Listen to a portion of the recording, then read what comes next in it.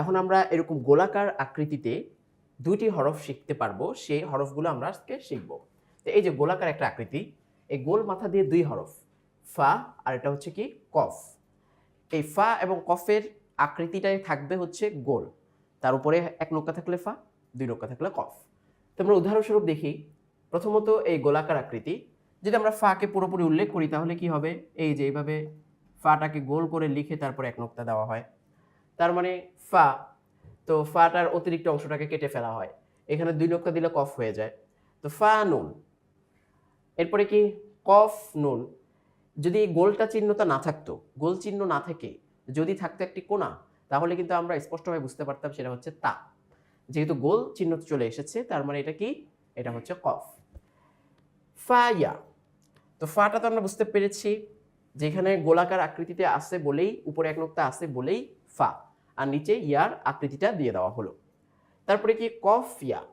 তো এখানেও ইয়াটাকেও স্পষ্ট বোঝা যাচ্ছে, কফের উপরে দুই নোক্তা, সেটাও আমরা বুঝতে পারছি।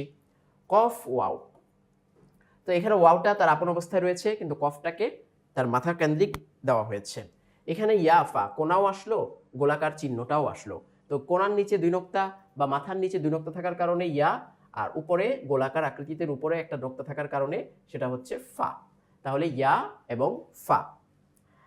এদিকে আমরা আবার দেখতে পাচ্ছি গোলাকার আকৃতি ফা, ফা এর সাথে লাম। এদিকে তিনোটা একসাথে দেওয়া হলো, কফ ফা লাম। কফের চিহ্নটাও আমরা পাচ্ছি, তারপরে ফায়ের চিহ্নটাও আমরা পাচ্ছি, দুইটাই গোলাকার আকৃতি, একটাতে দুই নোক্তা, একটাতে এক নোক্তা। এরপরে ফা ফা লাম, গোলাকার আকৃতি, দুইটাতেই আলাদা আলাদা করে একটা একটা করে দুইটা নোক্তা। এখানে যদি এই গোলাকার আকৃতি না থেকে একটি দাঁত বা কোণা থাকতো, তাহলে আমরা কি বলতাম, নুন। নুন নুন লাম। তো যেহেতু গোলাকার আকৃতি আছে, নোক্তা আছে, তাহলে ফা ফা লাম। এরপরে দেখি আমরা কফ ইয়া লাম। তো কফের মধ্যে গোলাকার আকৃতি, কোণার নিচে দুই নোক্তা, তার মানে ইয়া, এরপরে হচ্ছে লাম।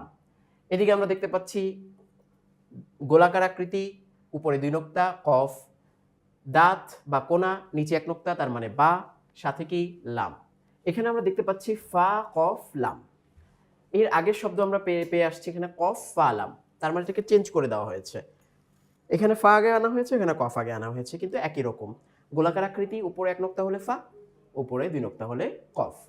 তো শেষ হরফগুলো বিশেষ করে লাম, নুন, ইয়া, এগুলো কিন্তু আর আপন আকৃতিতে ওয়াও রয়েছে, এগুলোর আর কোনো চেঞ্জ নেই।